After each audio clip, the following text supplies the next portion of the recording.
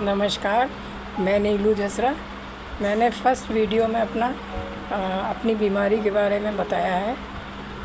तो अब इसमें मैं दूसरा वीडियो में इसलिए बना रही हूँ कि मैं पिछले 11 साल से इस बीमारी के साथ हूँ। तो उसके लिए कैसे आप किस तरीके से अपने आप को रखें कि आप भी स्वस्थ काफ़ी स्वस्थ महसूस करें और ठीक रहें। बिल्कुल इसके साथ कोई इसमें घबराने वाली बात तो है ही नहीं। तो इसमें सबसे पहले ये है कि जो डॉक्टर ने बताया दवाएं आप निश्चित समय पे खाएं, इसका बहुत ध्यान रखें, इसका बहुत ज़्यादा ध्यान रखें। और धीरे धीरे करके समझ में आ जाता है, क्योंकि अपनी बॉडी का डॉक्टर मेरे ख्याल से खुद इंसान होता है।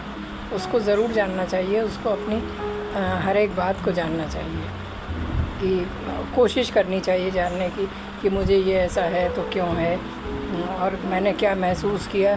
कोई भी दवा खा के आपको क्या चेंज लगा, आपको क्या महसूस हुआ, इसको आप अपने दिमाग में या पेपर पे उसको नोट कर सकते हैं, जिससे नेक्स्ट विज़िट जब डॉक्टर का हो तो आप उनको बताइए, और जिससे कि वो आपको बता सकेंगे और इसके साथ आप क्या करें। और जो ये मैंने भी किया, ये बहुत ज़रूरी चीज़ थी। और इसका ध्यान रखने के लिए सिर्फ मैं तो यही कहूँगी कि सब घर वाले भी, सारे फ्रेंड्स और जो भी आपका सर्किल है, आपके जीवन साथी, चाहे वो हस्बैंड हो चाहे वाइफ हो, कोई भी हो, तो उनका बहुत बड़ा हाथ रहता है। उनको ध्यान रखना चाहिए उस चीज़ का, जैसा कि मेरे साथ हुआ।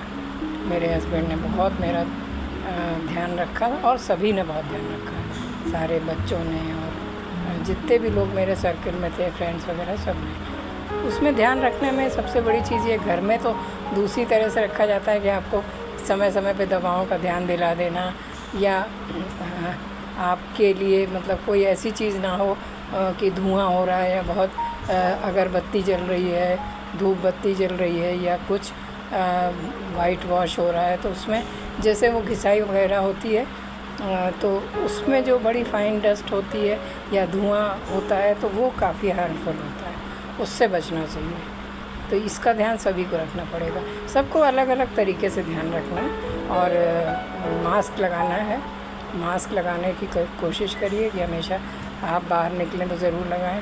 और घर में भी कुछ ऐसा काम हो रहा है तो ज़रूर लगा लीजिए। या किसी को थोड़ा बहुत इन्फेक्शन हो गया घर में, आप सबसे अलग नहीं रह सकते, बच्चे हैं या कुछ है, किसी को थोड़ा बहुत ज़ुकाम कुछ भी हो गया है, तो आप कम से कम खुद तो मास्क लगाइए ही, और उससे मिलना भी, उसके करीब आना भी थोड़ा सा अवॉइड करिए जब तक कि वो ठीक नहीं हो जाए, क्योंकि वो लोग ठीक हो जाएंगे और आप फिर बहुत मुश्किल में पड़ जाएंगे, जिसको भी इन्फेक्शन हो जाएगा। तो हमें सबसे ज़्यादा इससे बचना है, इन्फेक्शन से, किसी भी तरीके के इन्फेक्शन से। तो उसमें मास्क जो है वो बहुत कारगर होता है। और कोशिश बहुत ज़्यादा भीड़ में या ऐसा इस तरीके की जो बहुत धुएं वाली जगह है, जैसे मंदिर हैं, ये सब हैं, इनको थोड़ा सा अवॉइड करें तो ज़्यादा अच्छा है। और एक चीज़ और भी है कि अब ये की बीमारी किस एज में होती है, एज फैक्टर का भी एक फ़र्क पड़ता है। किसी को 70 से ऊपर कोई है, उसको हो रही है ये बीमारी, तो वो उस तरीके से तो नहीं रह पाएगा ना, कि वो बहुत वॉक कर रहा है या कुछ कर रहा है। तो सबकी कंडीशन थोड़ी अलग होती हैं। 30, 40, 50 ऐसी उम्र में अगर हो तो बहुत अच्छे से आप रह सकते हैं।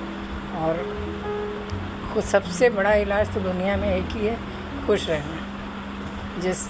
वो इलाज ऐसा है जो आप खुद कर सकते हैं और कोई नहीं कर सकता है। तो खुश रहिए, तो इस चीज़ से सबसे अच्छा फ़ायदा है। और ये मत सोचिए कि मैं बीमार हूँ, मुझे ये हो गया, मुझे वो हो गया, ये बात ही मत करिए। आप सोचिए ही नहीं कितनी चीज़ें होती हैं हम लोगों को। और महिलाओं में तो स्पेशली ये है कि अगर उनकी कोई भी तकलीफ़ हो गई तो वो किसी को पता ही नहीं लगने देंगी।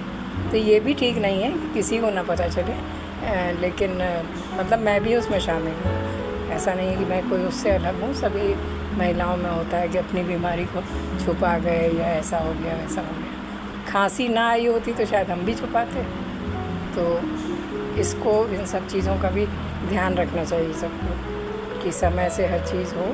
और धुआं, धूल, फाइन डस्ट, जहाँ ये जैसे पेंट होता है, पेंट में भी आजकल केमिकल्स बहुत हार्ड पड़ने लगे हैं, तो उससे भी मतलब मुझे तो बहुत परेशानी हुई थी। फ़ीवर भी आ गया और हॉस्पिटल में एडमिट भी होना पड़ा, तो ऐसा भी हो जाता है। तो जो चीज़ें मुझे हुई और जिससे मैं बच सकती थी, वो चीज़ मैं अगर बताऊं तो हो सकता है किसी को फ़ायदा मिले। जैसे मैं हिल स्टेशन पे चली गई थी, तो वहाँ एक दिन तो ठीक लगा, मतलब किसी को भी घर में कोई आइडिया नहीं था कि मतलब यहाँ जाके हमें बहुत तकलीफ़ हो जाएगी। तो हम वहाँ, और ये काफ़ी साल पहले की बात है, अभी की बात भी नहीं है, अभी तो दूसरी कंडीशन है। उस समय हम लोगों को ये आइडिया नहीं था कि हम लोग को ऑक्सीजन सिलेंडर जो पोर्टेबल होता है वो रखना चाहिए, वो लेके जाना चाहिए। अगर ऐसा होता तो हमें कोई दिक्कत नहीं होती, लेकिन हम लोग चले गए और नेक्स्ट डे ही मतलब बहुत ऑक्सीजन मेरी कम हो गई, ऑक्सीजन लेवल बहुत कम हो गया। तो अब इस बात से मुझे ये भी याद आई कि एक तो सबको कहीं भी जाएं अपना ये पोर्टेबल सिलेंडर रखें प्रिकॉशनरी, और ऑक्सीमीटर ज़रूर रहे आपके पास। तो ये चीज़ें रखिए जिससे आपको पता चल जाए, तो आप उसका ध्यान रख सकते हैं। और खूब वॉक करिए, और वॉक करिए मतलब जब तक आप में ये कैपेसिटी है आप कुछ भी कर सकते हैं तो वो ज़रूर करिए। तो मैंने भी सालों ऐसा किया, और मैं बहुत, मुझे काम करने का शौक़ भी है मेरा, तो मैं कोई ना कोई काम ढूंढ ही लेती हूँ अभी भी, चाहे वो गमले हों, आपके प्लांट्स हों, घर में खाने में इंटरेस्ट है तो उसमें कुछ जो आप कर सकते हैं करें। आपका शरीर चलते रहना चाहिए, उससे आपको बहुत फ़ायदा मिलेगा, एक तो मानसिक रूप से और दूसरा शारीरिक रूप से बहुत अच्छा रहेगा ये। तो ये चीज़ें हैं। और दूसरी चीज़, डॉक्टर ने आपको जिस तरह से जो चीज़ बताई है वो ज़रूर करें। जैसे नेबुलाइज़ करना है, तो अगर डॉक्टर ने कहा है तो उसको आप ज़रूर करिए। और ये है सबसे बड़ी चीज़। और बाकी आप अपना बिल्कुल नॉर्मल जीवन जीते रहिए, कोई उसमें दिक्कत है नहीं। मैं तो इस स्टेज में भी चाहे पार्टी हो चाहे किटी हो कुछ हो, मैं सब जगह जाती भी हूँ अपना पोर्टेबल सिलेंडर लेके। ये नहीं कि मतलब हम बीमार हो गए तो हम कुछ नहीं कर सकते, बहुत कुछ कर सकते हैं। और बहुत सारी चीज़ें हैं जो हम बैठे बैठे भी कर सकते हैं। अगर हम इस काबिल नहीं अपने आप को समझते कि हम बहुत चलें, तो हम बैठ के भी बहुत कुछ कर सकते हैं। तो मेडिटेशन है, आप मेडिटेशन करिए, या कोई काम आपको पसंद हो, ड्राइंग, पेंटिंग, जो भी आपको अच्छा लगे, इन सब चीज़ों में भी ध्यान लगाना चाहिए।